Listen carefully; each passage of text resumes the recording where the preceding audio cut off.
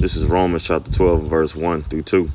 I beseech you, therefore, brethren, by the mercies of the Most High, that ye present your bodies a living sacrifice, wholly acceptable unto the Most High, which is your reasonable service.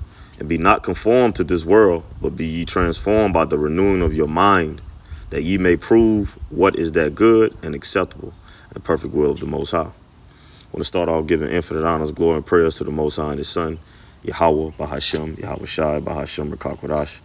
Double honors to our apostles and elders, a great millstone, rule well, teaches the truth 100%, no cut.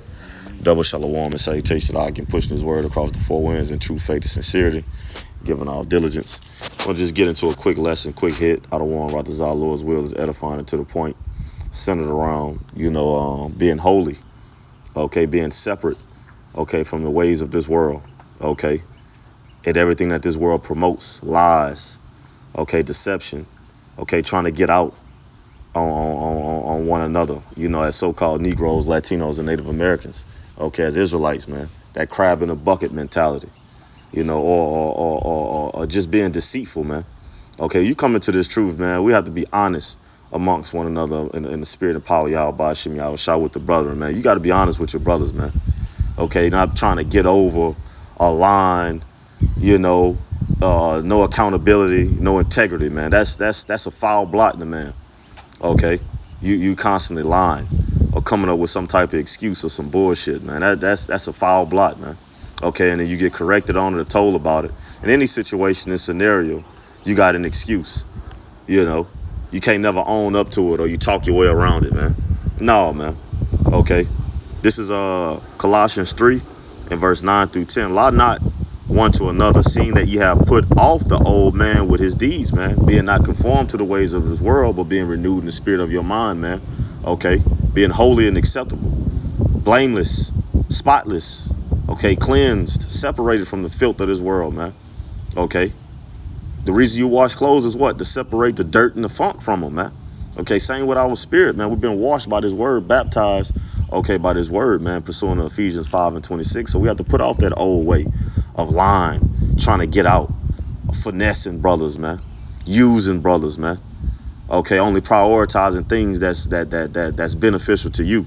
But when it comes to a brother, you forget or you ain't worried about it. No, man, that's bullshit, man.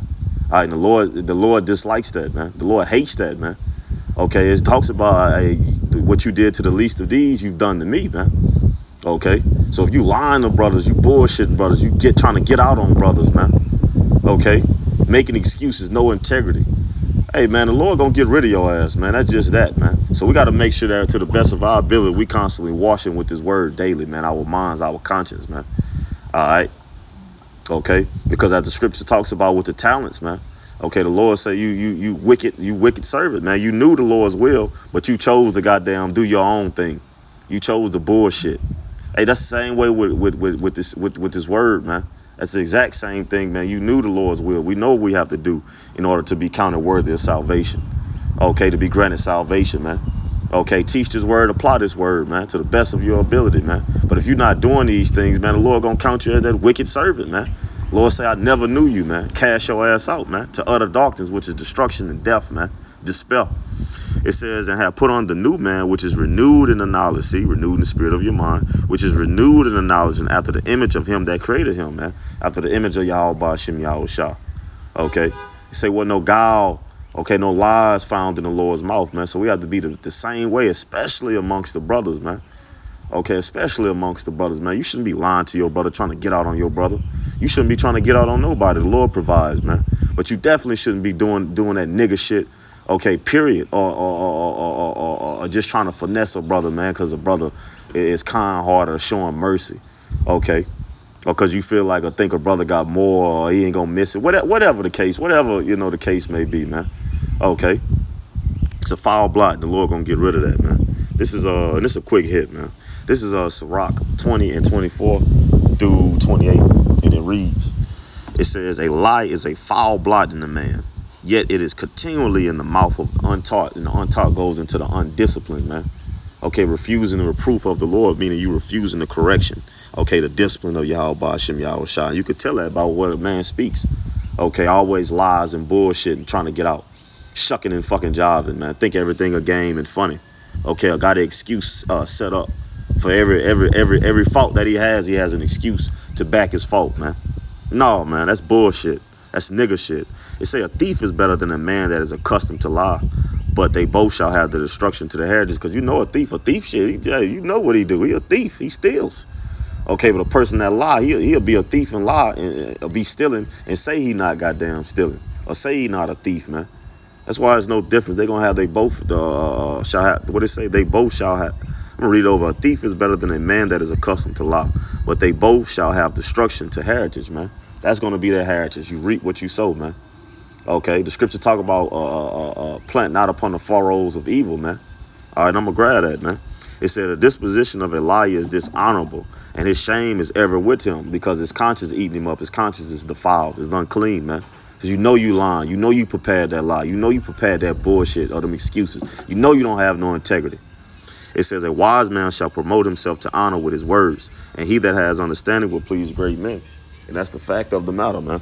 Okay, you please great men because you're a man of integrity. Okay, you keep your word to the best of your ability. Okay, you on point to the best of your ability, man. You ain't no ill intentions, man. Okay, you consider brothers, man. Okay, it says he that tills his land shall increase his heap, and he that pleases great men shall get pardon for iniquity, man. All right, and that's just the fact of the matter. You please great men, you get pardon for your iniquities, man. That's charity. Being honest, telling the truth, man. Okay, showing integrity. Even if you make a mistake, you correct it. You own up to it. When you been corrected, or even before you correct it, you own up to it. Okay, and you move from there. This is Sirach, Ecclesiastes 7:1. It says, "Do no evil, so shall no harm come unto thee. Depart from the unjust, and iniquity shall turn away from thee." And that comes with a depart from that old man as well within yourself. Okay, it ain't got a little you being around niggas. No, you still got a nigga mentality, man. Okay, you got to put off that old man. Okay, put his ass, mortify his ass, man, as the scriptures say.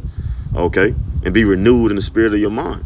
My son, sow not upon the furrows of unrighteousness, and thou shalt not reap them sevenfold, man. So you don't plant wickedness, man. Okay, when you come into this truth, it means that everything has been uprooted. That nigga shit, black culture, all that shit is supposed to have been uprooted.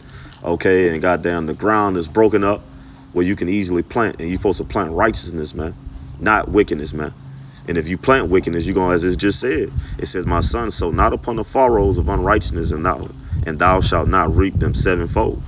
All right, but that's what it's going to be, man, because the Most High is not mocked. Okay, the Most High is not mocked. Matter of fact, I'm going to end it on that. I just grabbed it yesterday. All the scripture's always relevant, no matter how many times you go over. Shit, it's the book of life, man. Okay, it's a living book. This is Galatians 6:7. Be not deceived.